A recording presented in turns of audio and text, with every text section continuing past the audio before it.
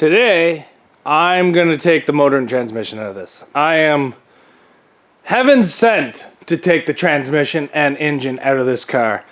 It's probably been 2 weeks since I've been able to actually get out here and work on it, just because of my schedule and work. But what we're going to do is we're going to cut off the rest of the exhaust, take our $5 aftermarket cat, exhaust all the way off. This right here is your massive torque arm to your rear end. So we're actually going to take that off the back of the transmission here, pull the rear drive shaft, undo the transmission cross member, shifter linkage, take all of this off. We are hopefully going to reuse, where is it? Right there. We're hopefully going to reuse the shifter linkage, so we're going to try not to break it. And then once this is all out, we're actually going to break the transmission and the engine apart and then put the new motor in and bolt the old transmission back up and then put it back in. So we're probably going to break out the Sawzall, start cutting stuff away, and then start getting ready to drop the rest of it, I guess.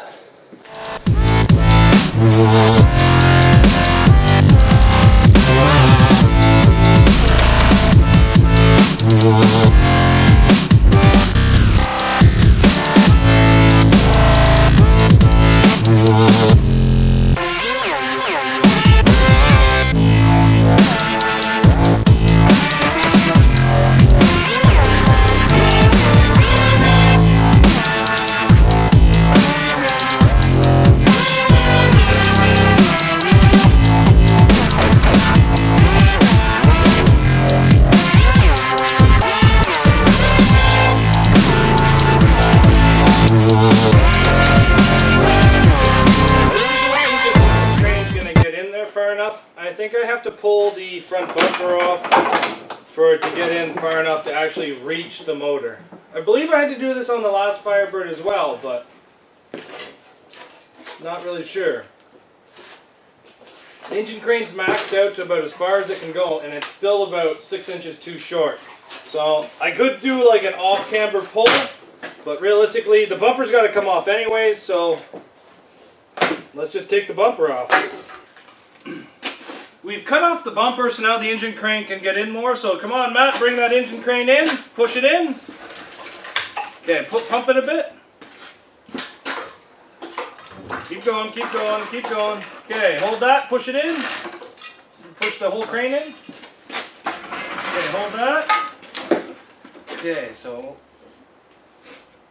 as of right now, all the motor mounts are out, transmission mounts are out. I just have one bolt left in the transmission mount so that it can kind of come out. I'm hoping that the giant torque arm will just slide out and smack against the floor, and I'm hoping the drive shaft will just fall out and hit the floor. So Matt, pump that jack! That's it, keep going, buddy.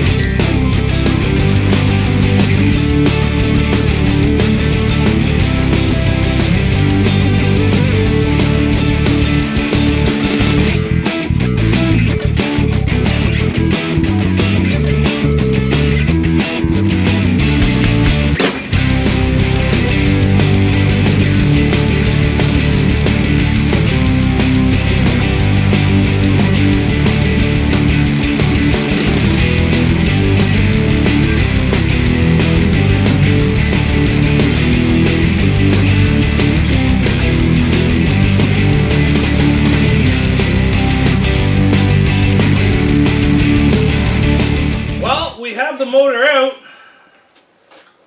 What a mess we made. All the transmission fluid came out. I hate making a mess. I hate making a mess. But whatever, she's out. Now we just got to get the thermostat box out. We have to clean up the wiring, get rid of all the hoses, get rid of all the power steering stuff that we don't need.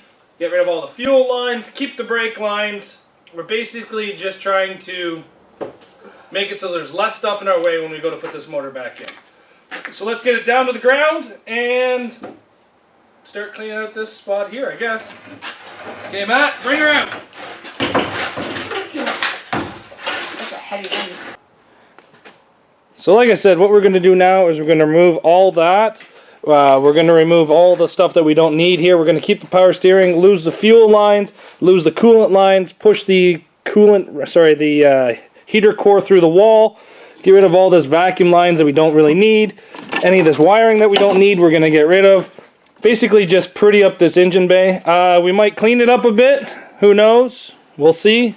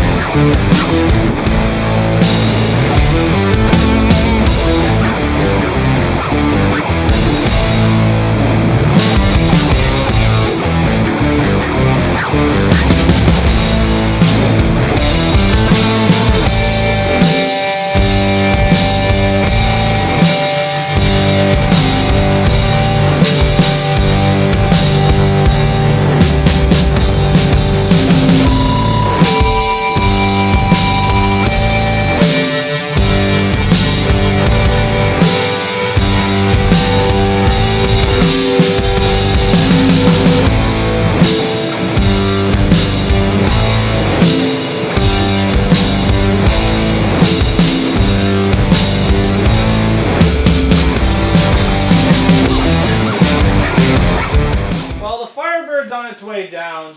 This motor swap went half decent. I kind of ran into a lot of problems, mostly because when I took the motor out and did all of the bolts, it was about a week ago, and I just left all the hardware on the floor thinking that I would just pick them up off the floor when I needed it. But then this morning when I went to go start the actual motor swap, did a really good sweep of the shop and I swept up all the hardware. Now, it wouldn't have been such a big concern, but the problem is I couldn't really bolt anything back together. I couldn't put the cross member in. I couldn't put the transmission mount back in. Motor mounts, I still haven't found the nuts for it, so I'll probably have to go buy some new bolts for the motor mount bolts. But we do have the new motor in there. Now, if any of you guys think I'm crazy for doing a motor swap to this Firebird, just wait, the best news is to come. The motor that I took out was a 2.8 fuel-injected Firebird motor. It had a massive rod knock, but it ran. Didn't really run that well. I imagine that there were some sensors that were going wrong inside of it and all that, but it didn't really run that well. So I went on Kijiji and I found a 2.8 propane motor that was laying in a guy's shed. He said it's been sitting there for quite some time. I went and picked it up, I paid 200 bucks, I think, for the motor. Maybe it was 100. I don't even remember. I bought it on New Year's Eve.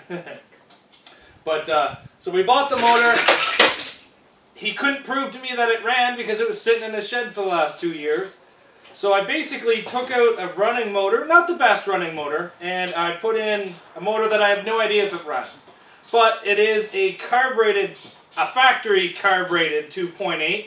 So we're going to take off the propane carburetor, and we're going to put on this carburetor that I bought on Kijiji. It is a 2-barrel Rochester. Now, I do not know if this thing is just going to drop on there and bolt on. It doesn't look like it's just going to drop on and bolt on. So we're going to have to build a custom adapter to fit this thing. But I do have an actual gas carburetor for it. Again, I bought this off Kijiji, $65, and then I paid him an extra $25 to ship. But the new 2.8 motor is now in this car. We actually did cut the firewall out quite a bit so that the distributor can go inside of the firewall when it starts bending this car. Because unfortunately this thing is a lot more rusted than I thought it was. So I do know this car is going to bend. We are going to have to modify a couple little things on this. But the motor swap went pretty well. No big concerns. I had a little bit of a hard time putting the transmission crossmember back in. And then if you guys have ever derbied a Firebird or ever worked on a Firebird or Camaro, you'll know that the rear end is a very weird setup. It's got these 2 trailing arms that go to the rear end that swivel on it. And then from the center of the pumpkin, it's got this really long torque arm. Now, on the last Firebird I ran, because I put a Mustang motor in it, I bolted that torque arm to the actual transmission tunnel of the car. Now, this one here, it has a special little C-clip rubber clip on the back of the transmission. So to line that up perfectly as it was going in was too difficult, and then I had to take it all apart and put it in piece by piece. It was a lot of messing around trying to find hardware. But as of right now, we have the new 2.8 carbureted, well, propane carbureted motor in here. It's sitting in there how it should be. I guess what we got to do now is, I guess we should see if it's seized. Nope, it's not seized, so that's a good thing. I guess we gotta get the carburetor mounted, we gotta get the fuel lines going to it. I could probably just have it running off a fuel bottle right now. We lost all of the transmission fluid on the floor, so we'll have to add more transmission fluid back to it. I know the alternator's seized. I do know that. So that alternator's coming off, and the old one's going to come back onto it. That was originally on this 2.8 that's now outside. But, I don't know. I think that's pretty good for today. All in all, today I probably spent out here the last 2.5, 3 hours just working on this motor swap. Probably would not have been nearly as long if I had started it today and finished it, because I would have had all the hardware. But, I don't know. You guys keep saying that you want to see the Firebird, so here she is. She's got a new motor into it, and the next thing we'll be doing is building a carburetor spacer to bolt that Rochester 2-barrel onto this 2.8. I understand a Rochester 2-barrel is quite a big carburetor for this little thing, but we're going to really dial it down so that it's not going to flood it out. But thanks for watching, guys. Happy to see the Firebird back in here. Take care, and we'll see you back here tomorrow.